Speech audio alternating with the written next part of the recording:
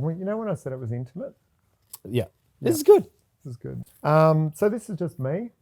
QR code. Feel free to use the QR code, and it works. So we're a creative branding agency. We work with entrepreneurs, challenge brands, and agents of change. We love. We really love simplifying and humanizing brands, and people talk about human brands and connecting with people and that sort of stuff. Most of it's bullshit. We actually try to do that. But you can find out more about us on the QR code. This is Raj. I'm not going to try not to go too much, and we're going to ask questions about the company and all that sort of stuff. But this is just literally, MarTech agency. I mean, we've been talking about consultancy. Sorry, you corrected that. We've had this argument a while. We had this argument for a long time. And do you want to just give them a quick snapshot before we go into? Yeah. So we're a marketing and technology consultancy. Maybe we can talk about why that's an important differentiation for us. But we have been around now for about 6 years. Started the business with 3 other co-founders. Again, I know we'll get into this, but we work with some large enterprise brands across ANZ on solving their data and technology challenges and opportunities to deliver marketing and business growth outcomes. Nice. And there's a QR code for the Lumery if you want to find that out. So this is something that we do online on our website. It's a blog. It's called The Making Of blog series. And we thought, what a cool idea to kind of connect it with RMIT and RMIT Activator, because obviously all the startups and all the stuff that's happening here. And really what we're trying to do with the series is kind of celebrate founders, entrepreneurs, and just talk about that initial journey from like branding to funding to challenges within the business. So that's the kind of slides that we've got at the front. And then we dig into some questions. So this is where Raj can talk to you about his background and where he came from. And I'm not talking about, the birth thing or where I was born, where you were born and all that sort of stuff, because some people do answer that question, but that's fine if you want to do that. And then just how you kind of got into coming up with the idea for the Lumery. Yep. So sort of a double kind of question. And if you don't know what to ask, it's right there for you. Great. Just so you know. So background, let's not deal with the where I was born story, but just in terms of like career progression, I, was really into kind of all things digital, advertising, marketing. When I was kind of entering my uni days and the workforce, I wanted to kind of build websites and I wanted to do creative stuff like build apps and things like that. Mm-hmm. And so I studied what was then a Bachelor of Marketing and Multimedia, which now in hindsight, as I think about it, was basically the combination of marketing and technology, right? Which has kind of led me down the career path that I'm on. And ended up kind of landing in a few digital agencies, doing all the jobs, account management, project management, building websites, updating CMSs with content, through to eventually landing into organizations that were technology companies, building and providing technology solutions to businesses and specifically marketing groups as they were shifting how they would connect with customers and people, right? As this move from kind of traditional direct marketing or direct mail through to email and which was huge at the time. 100%, and thinking about how do you start leveraging data, right, to be more personalized, more relevant, and do it at scale. Mm-hmm. I was fortunate to be part of organizations that were leading the technology charge on that, and just had this really great vantage point of seeing how organizations were changing, right, and adopting technology, driving change within their organization, and trying to keep up with the rapid change of us as consumers and as people, and how we wanted to interact with brands. And that kind of led me to meet my fellow co-founders. So there's 4 co-founders in total: Simon, AJ, Ben, and myself. And we've over the last 15 years have spent a lot of time together in various different ways. But we met each other in these technology organizations, and all of us spent a lot of time working directly with the customers as they were trying to figure this out, helping them with the strategies, the adoption, the execution of communication strategies, and effectively how do you make the most out of MarTech, right? And that kind of got us thinking a lot about really where does the problem lie or the challenges lie with organizations trying to deliver this change. And even now, as I think about it today, technology is very accessible. MarTech is very accessible as a tool. The variable is what organizations choose to build around the technology, the capability, the people, the skill sets, the processes, and so forth. And rewind 6 years ago, we were kind of looking back and seeing the landscape and saying, there's no marketing without technology now. Organizations must, be able to wrangle data and tech to deliver the ideal customer experience. That's not an argument that we should be having. But if you're a CMO or a CTO or a CEO and you're looking around the landscape and saying, who do I call if I need some help? We felt there was just an absolute shortage of specialization in this space from the kind of consulting agency landscape, right? So we're going to lead on to the second question, which is really what research, because you're now kind of leading into, I've met like all of your founders and they're all pretty exciting guys. They've all come from, whilst you say they're in the industry and you've sort of mingled and worked together in various places, they all bring different skill sets, which is kind of nice. Yeah. But then when you're obviously coming together and you go, hey, there's this gap that you found, what did you do? Like, how did you come up with the concept? A lot of it was talking to the customer base, like doing a lot of qualitative research, right? Yeah. Going out and sitting with these CMOs and CTOs and saying, what are you feeling? How's this environment supporting you or not supporting you? Where is the gap? And the overwhelming kind of response that we were getting back was, we're really bought into the idea of technology being a critical part of our organization, and especially our marketing strategies. We want to buy into delivering customer experience at scale and personalization at scale. We know we need to do it. There's no shortage of desire. The challenge is there's a lack of help. There's a lack of skill sets. There's a lack of people. There's a lack of resources. There's a lack of specialization in the different partners that we use. And so those conversations were slowly taking place as we were thinking about the idea and the concept. And so just give us an idea about what issues they were kind of facing at that, like you say, you go speak to them and you kind of work out those issues, such as, what's a great example? Yeah, as simple as we want to be able to digitize our marketing comms strategies. We want to be able to deliver through channels like email and website, SMS and push. We know we want to do that. We've gone to the conferences. We've bought into the dream and the idea. Just don't know how, tactically how. Like, how do I do this next week and next month and over the next 6 months? How do we actually deliver change? Yep. So where were they going for those? Previously to that, probably your more traditional creative digital agencies, which were more focused on application build. They were more focused on creative outcomes, not data and technology at their core.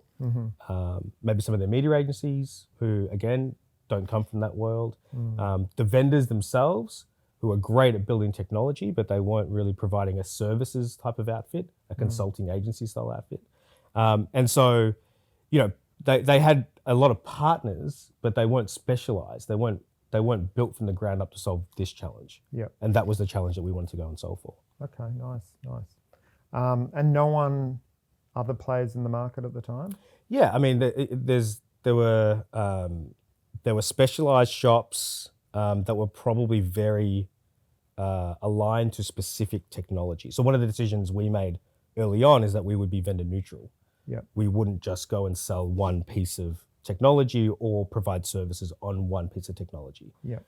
The reason for that is through all these conversations and all this kind of qualitative research that we had done, is that these organizations had a multitude of tech.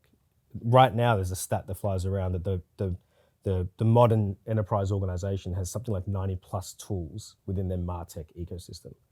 That's not all from a single vendor, right? Yep. And so for us, a decision early on was we weren't going to be just aligned to one technology type or one technology brand. We have to go solve the challenge. And those types of decisions early on made us kind of stand apart from what was already happening in the space. Yep. So I guess, you've got all this experience, you did your research, you kind of understand the landscape.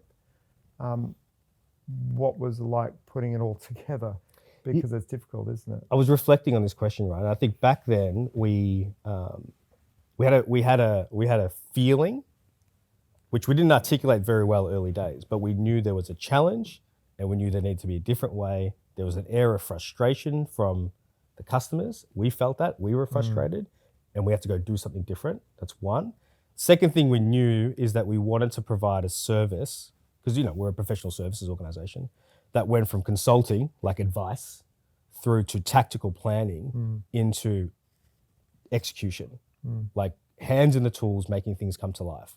We didn't want to just be the advice. We wanted to go all the way through. We felt like by doing that, our advice would be better. So that's all we really knew. And so the first iterations of the products were really, or the services, were designed around the customers. So our first set of customers wanted to do experimentation work. Great. So we'll add experimentation. There's a service that we still deliver to this day, which is called a capability review.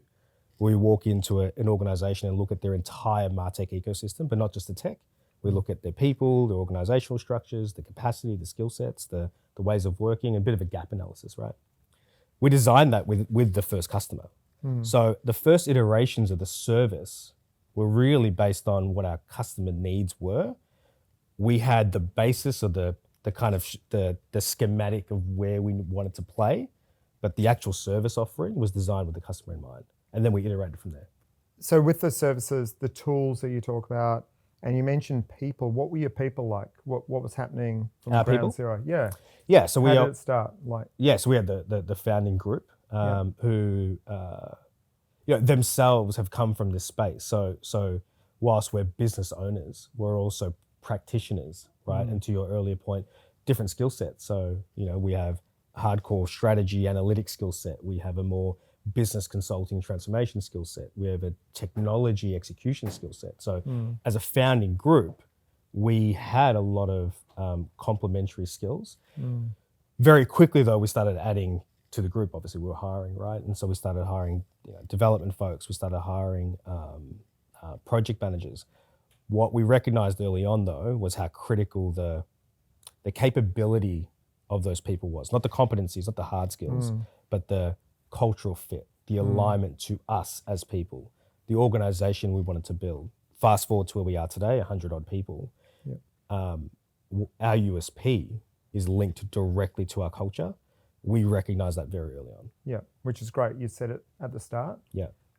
Whereas people who have businesses that have grown over the years, they're like, hey, we've got to kind of find our culture. And it's just like, well, you said it from day dot.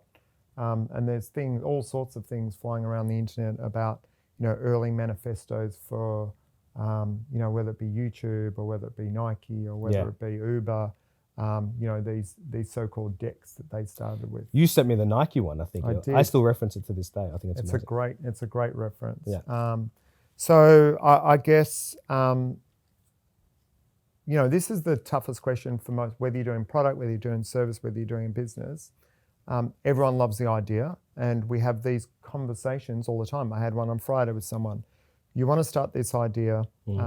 You're working particularly in quite a busy, well-funded space because your competitors are massive, right? How did you guys go about funding? What are the sacrifices that you make? Yeah, for us, we made some decisions early on. We looked at our personal lives and what we really needed to be able to get through a period of time. So we set a time frame. We all took very, very, very, very large pay cuts and said, we're going to give this a red hot go and put it on the line and go win business based on our kind of service proposition, our business proposition. So we didn't have to go seek funding. We didn't seek funding. And actually, we kind of wore it as a badge of honor for a little while around the fact that we've never sought funding or have never had any debt to the business. And so we went hard early on. Which is massive. Yeah, it's huge. And debt to the business is and that's not a story that's applicable to everyone. But for us, that kind of research, our network, what we were hearing back from all the people we were speaking to about the idea, the concept, we took a lot of confidence in that And early on, we there was some pitches and some client business we could go after quickly, and so we went hard and we made sure that we gave it everything, and it came off. Our first two ever customers were Jetstar and Australia Post. Some nice customers. Yeah, and so from there we just kept going. Yeah. So yeah, for us it wasn't. That whole chicken egg thing, you got the customers. Yeah. In order to afford, because having a salary, like sacrificing salary from something almost to probably nothing, or just you still needed funds to pay for that wage, or did it happen pretty quickly? We made sure those initial funds were tied to other people, right? Hiring and kind of starting to grow the business, not to us. Yeah. So what did we need? What could we as founders in the business kind of live with? Mm-hmm. But those early days, everything that was coming into the business, it was all put back into the business to grow the business. That was the focus. Yeah. Until we felt comfortable enough that we could start to slowly look at ourselves and increasing our wages and so forth. But that didn't happen for a while. I mean, some of the interesting things when you see businesses start, particularly if they've come from industry, is their expectations is like, I'm worth 250,000 in the market, and I'm going to drop my salary to 180, and I'm going to make a huge. It's like, that's not a huge sacrifice. There's a lot less than 180. I'll tell you that much. And it's actually one of the main questions that VCs will ask in investment is like, how are you getting paid? What's skin in the game? Where is the money going? Because we don't want to just pay you guys your salaries. Yeah. We want to build a team, right? And the capability and everything else that comes with that. Yeah, 100%. And, you need the support of your, we all have partners to this day, but partners, families, so forth, everyone needs to be kind of bought into what's about to happen. I actually remember Ben and I sitting with our wives at dinner one night. We didn't have kids at this point. And both of them were like, right, don't F this up. Off you go, right? They kind of gave us a seal of approval, but don't F this up. Yeah, nice. But they were bought into what we're about to do. Yeah, and it is difficult because obviously you're putting everything on the line, and if it doesn't work out, there's consequences. Yeah, and I think we accepted the risk, and that takes a lot. That in itself is like a huge step for any kind of entrepreneur, someone that wants to build a business. But we're also comfortable with the idea that, look, we're giving this a crack. That's what the game is, the journey. It's not whether we win or lose. It's what we're about to experience. And if we win, great. Yep. So now we're getting into obviously my lovely territory of branding, and they're always loaded questions. Yeah. I think it's going to be, it's a little bit difficult because we did the branding for Raj. That's how I got to So meet any Raj. feedback straight to someone? So I think, it's difficult for me because I obviously don't want it to be personal. It's about Hunter and what we do as a business, but also I'm interested in the process and sharing that process with you guys out there and whoever watches this, because this process is really difficult. Yeah. So do you want to just talk about the process and how we got together, and maybe even the search criteria, like stuff that you, like how do you find an agency? Our first iteration of brand was done with a mate, right? And ragtag startup, right? Let's get a logo, let's get a website. There was a general aesthetic feel, which is kind of tied to the name that we wanted to go with. And I joke now that we look back at some of the branding, we look like we sold lights. Yeah. Because Lumery, Lumery, luminescent, whatever. And so, so that's kind of first iteration, first cut. Second cut, which is a couple of years. So we class that as your minimum viable brand, right? 100%. Just get it done. Well, I think we were pitching to a customer and we had to have the website up the week before. Yep. So like settle the name, settle the brand, get a website, make it look like you're legit. Yep. Go pitch. Yep. Fast forward a couple of years, we're growing. We're 50 odd people. I think when I found you, we were 200% growth year on year, something like that. And so at that point, it's like, okay, now we need to work on the next iteration of the brand. And I've got some ideas about where I want it to go. My initial search was based on, I need a logo, a website, a style guide, kind of the outputs of branding. So that's what I was Googling, brand agencies, I guess. Yep. Found a few, had some conversations, all willing to do the work. And then I stumbled across Hunter. So just in the search, when you've kind of got this criteria of the outputs of what you wanted. Yep. Did you have a budget? Do you think like budget? Do you think time frames? Do you think kind of all those things? How did that go inside? To be honest, for me, I probably didn't have a budget expectation because it's not something I had done before. So I was seeking advice back, and actually I didn't get much advice back. I got an answer to my question, which was it'll cost you this much to deliver your outputs. And then when I found Hunter, and I remember seeing you guys' website and you're focused on kind of startup, scale up businesses or businesses that want to reposition themselves, and I found it quite interesting. And I called Simon, and Simon, the first thing he said to me was, "You're growing at 200%. You're working with all these great brands. What's the problem? Why do you want to rebrand?" And he was the first one that actually challenged the idea of what I was trying to do. So that's when my journey on what the brand actually represents started, which is more about an expression of who we are. And forget is it the website? Is it a style guide? It's probably all those things. But it had to start at like the strategic story. It had to start at the founder story. Like that feeling I talk about when we started, we didn't articulate it back then. We knew the feeling. Yeah. But the branding helped us articulate it so that I could, share it with my 50 people and now 100 people and our customers and the industry at large. That to me was what the branding work delivered and why it was so important. Yeah. And I think from I guess my side, meeting Raj, it was an agency. We were trying to kind of work out what you actually were. I went to your office in Cremorne, and those ideas of a scrappy startup, the wheels are falling off the chair. The meeting rooms are always kind of booked, but they're sort of dodgy meeting. It was that kind of vibe in a co-working space. And I was just like, how is this group pulling off the work they're doing for some amazing clients?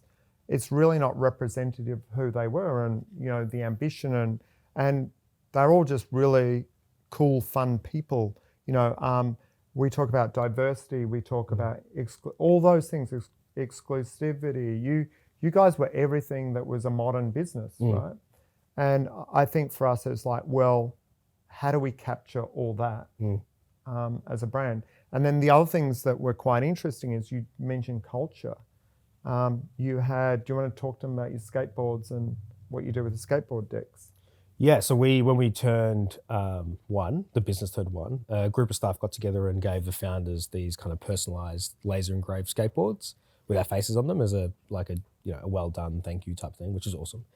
But then we talked about how cool would it be if everyone who spent a year at the Lumery got a skateboard, got a personalized skateboard, and we kind of hung it up somewhere and said, this is the Hall of Fame. Which we now have. So in our office, we have just a wall of we're running out of wall space with wall of skateboards of all these people that have entered the business, have been there for a year. Some of them are still there, some of them aren't.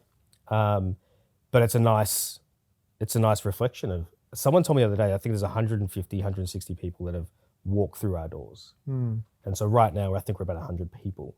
But there's a bunch of people that have gone on to do some amazing things elsewhere in the industry. Yeah. And they're on our walls, which is kind of cool. And you sort of support that, don't you? You push, you're like, when you're here, you're going to learn.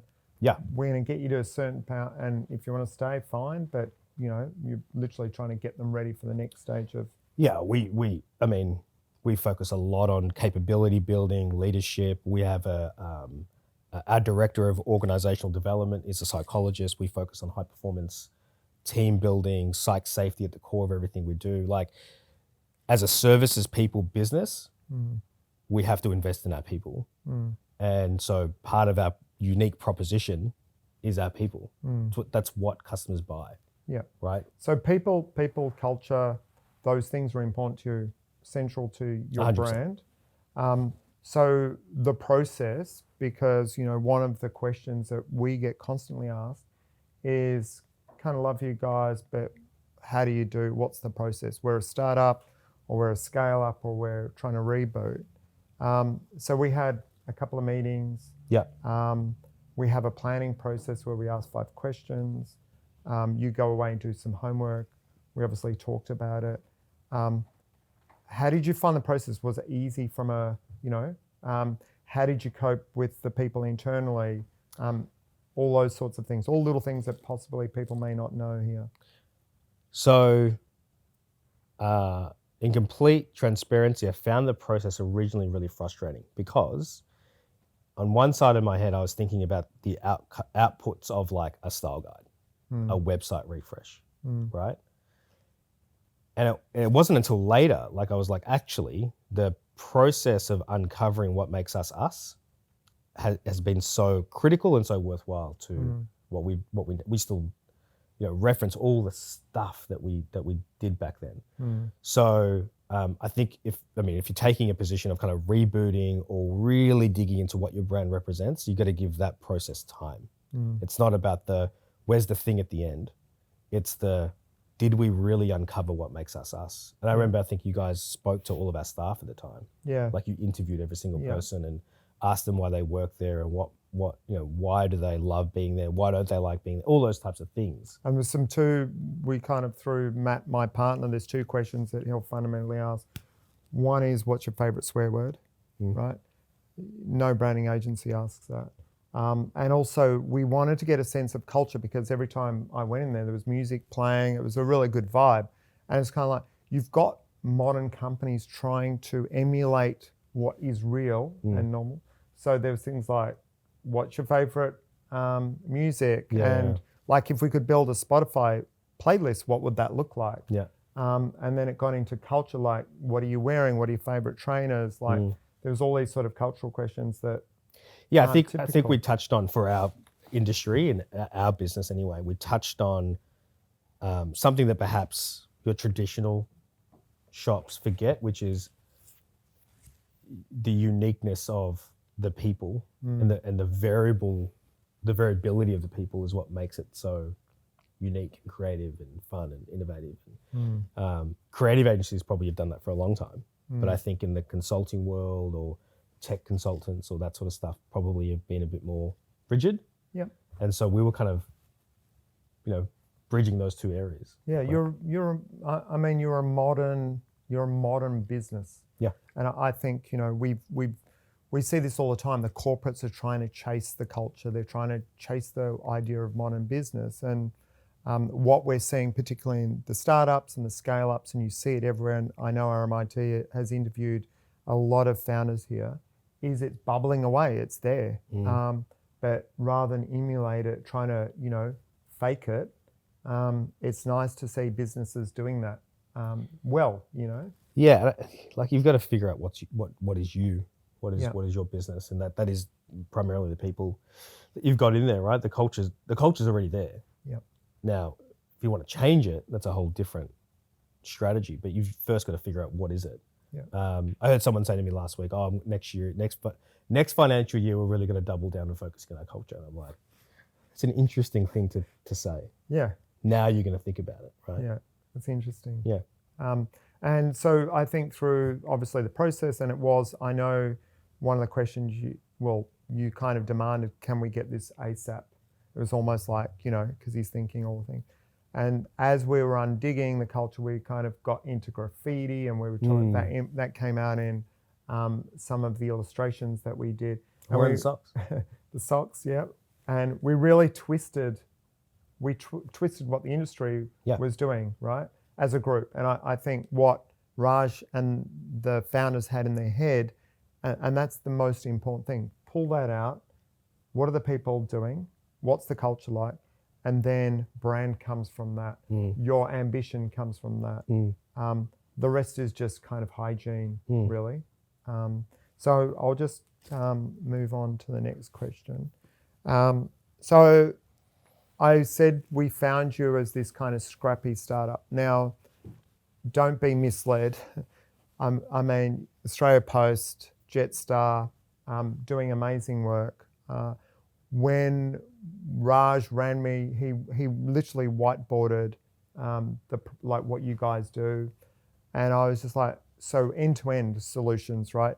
And I was like, these guys actually are doing what they say they're doing and there was evidence, and it was really good because there's a lot of people that talk about potentially the value they add to clients, but they're not really adding any value. Like Raj said before, particularly digital agencies, they're designing a website, but what's the value in that? What's it creating? And I think the beauty, you said that you were growing already 200%. It was evident that you were going to continue to grow, but obviously there was a lot of challenges in scaling. And I know that's one of your other challenges that you've got. So maybe we should just talk about this. Yes, how do we get the brand out there? Well, just in scaling. I mean, we've been joking, you've been really active the past month. Yeah. So maybe just talk about what you do to get your business, and maybe even the role as a CEO and a founder, co-founder, to kind of, what does that entail? There's so my head goes to a few things, right? One, if you look at our logo, there's these the Lumerys centered around brackets. And the reason we landed on that logo treatment was because the brackets represented what we as a consultancy really represent, which is we don't build anything. Like we don't create a thing that I can show you and say, oh, here's the phone we made. Really, what we do is help make our customers successful, and we help solve their challenges and double down on their opportunities. And so we support them, we stand around them. The way we do that is that we do it with people, and we support people, and we stand by people. So the brackets is all about really making sure we're, putting ourselves next to and around the people that matter the most, our customers and our people, right? So when it comes to how do we get the word out there, and you'll see this across our LinkedIn and other places, we're constantly showcasing the outcomes our customers are delivering. How their businesses are changing, how they think this work is fueling their growth. The other thing we'll do a lot of is showcasing the talent, the skills, the awesomeness of our people, whether it's through thought leadership, whether it's through talking at different events, whether it's through hosting things, whether it's teaching, right? Yep. Swinburne, Academy XI, there's a bunch of places that our people are sharing their knowledge. And enabling, empowering others. So that's really how we get the brand out there. Tactically, when we're like where does the budget go? A lot of it goes to content creation, events. Again, being where people are, right? People buy from people. We are a people business, and I've been in Sydney the last week, different conferences and events. But the awesome thing about that is I get to connect with customers, prospects, the industry at large, and have conversations about the good stuff we're doing, the challenges that we're seeing, what's coming down the pipeline, all those sorts of things, right? So that's how we get the brand out there. It's really just making sure we're doing as much as we can to connect people with people. Yep. And when you pull budget aside, right? And we make socks. We do a lot of merch. You love the merch. Connecting people with people, that doesn't actually cost any money. Like when you think about networking, being thought leaders. If I looked at our marketing budget against our key competitive set, it'd be minuscule in comparison. Yet we're doing a really good job, right? We're punching above our weight when it comes to marketing and advertising spend in terms of brand awareness. Yeah, and I think you've got a leadership position, and I think that's the most important thing. If you can talk about the problems that are happening, if you can educate as much as you possibly can, share the knowledge, get feedback. I mean, that to me is, again, a 21st century brand doing what it should be doing, rather than kind of just service delivery. Oh yeah, we deliver that, but we don't have any thought about it. Yeah. So I think that's integral. Okay, so we'll just keep moving on so we know. So this is where we were kind of overlapping. Scaling is obviously one of the challenges for every business. Whether it's a service business, whether it's a product business, whether you're doing a SaaS, it's like, okay, you've got 100, subscribers. Your VC, your founders want to see 1 million subscribers, If you're a product, you got on shelf in a supermarket, great. You got onto the shelf, you've got 6 weeks to prove that you actually should be staying there. These are things that people forget. It's like we can build a product, we can build a service, we can build a business, but then how do we grow this thing? And so what are the challenges that you face? Not necessarily only about growth, but I'm sure there's a lot of things like people and... I wrote some notes about this, but now I'm going to change my answer a little bit. Yeah. So one, I think early days, there's often an obsession with your competitors, which can be somewhat unhealthy. Now, we don't even look at, we look at competitors, but we think of it as like... Let's dig into that. What's your obsession? What do you do? Well, you're constantly looking at what others are doing and you say, why can't we? You know, should we? Should we follow them? Or they just did that. And that'll create chaos in terms of your strategy and your thinking, because you're constantly chasing what others are doing. You've got to focus on what you represent, what you're great at. There's some great literature by Simon Sinek and others about kind of the infinite mindset and looking at competitors as like worthy rivals. There's stuff to learn from, 100%, right? But you can't constantly be trying to chase and beat. That's not the game. That's not that's not how to think about it. And so that took a long time to really understand. And I reckon thinking about that early on is important. Scale, 100%, right? So we've gone from like 4 to 20 people, then you go to 50 people, 75 feels like a benchmark. We're 100 now. And so there's the next evolution of scale. So we're constantly thinking about how do we maintain excellence? How do we maintain the proposition? How do we maintain our culture? Because all those things make us us. And ensuring that as we scale and grow, those things are kept at the forefront. But so just a question on scale, because obviously there's people and there's, you want to maintain your processes, you want to maintain your culture, but we're talking geographically, what's happening when we scale? Are we talking in America? Yeah, I mean, even so through COVID, right? We went from having everyone in Melbourne to now having people in Perth, Brisbane, Canberra, Tassie. We have an office in India. And so we've already distributed the workforce, and that'll continue, I think, that kind of trend. The Lumery is an organization, ANZ is our primary offering. There's always been the thought of what we can do in other locations. And so that'll be part of the strategy as well. But again, same thing. How do we maintain excellence? How do we maintain consistency? I think the process thing is interesting. We build processes to support scale, but I think often we also need to think about breaking the processes to ensure that they're right for the next evolution of scale. The same process that we used when we were 50 people might not be appropriate for 100, 150 people. So we've got to be able to refresh and relook at ourselves and say, does that work or not? And we have an experimentation mindset that runs through the org, and I think that's really critical as well, making sure you're willing to test and learn and iterate upon what you have. And lots of feedback loops. Yeah, constantly, right? Constantly. So yeah, scale's another challenge we deal with. And then I think there's the big topic of like the future of the workforce. The rise of AI and what that means for professionals, especially in our space. What are you hiring for? What sort of things will people be doing in the next few years?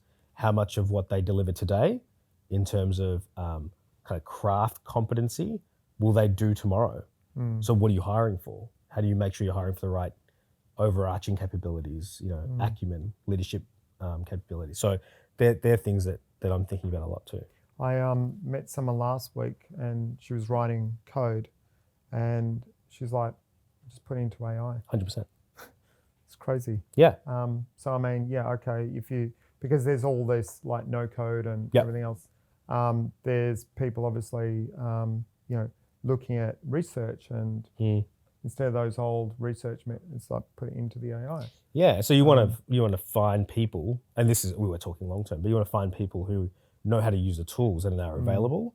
So it's not a thing you should be scared of. It's like, right, how do I adopt that in the workflow so that I can spend more time doing something more strategic?